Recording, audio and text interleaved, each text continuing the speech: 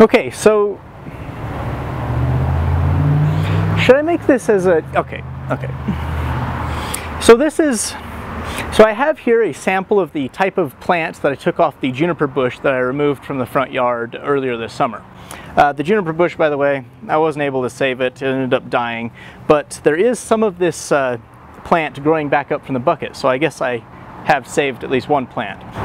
I had some help identifying this plant, and we determined that it was bittersweet nightshade, a plant which is supposedly toxic to humans.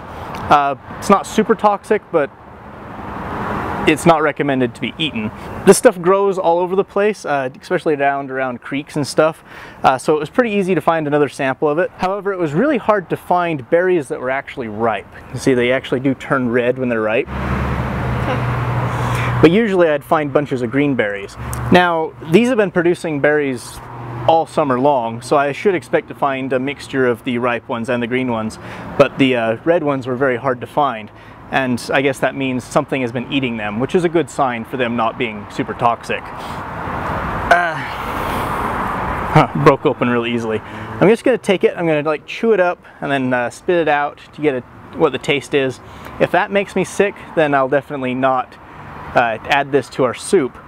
But if it doesn't, then a couple of these berries isn't going to hurt much anyway.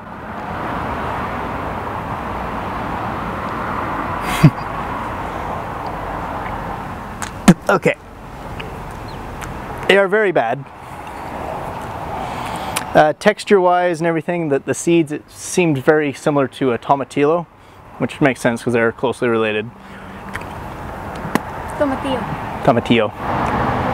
Yeah, very bitter, and it was actually slightly sweet though. It goes back into my throat and I'm like, ah. I think the flavor would be most similar to like a really green potato. That's probably closest to it. Well, we'll see if I get sick over the next day or two, and if so, then I won't be adding this to any kind of soup.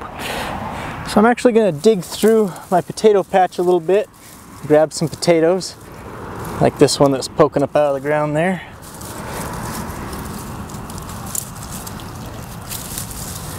These are going to go in the stew as well. Stew, soup, not really sure what I'll call it.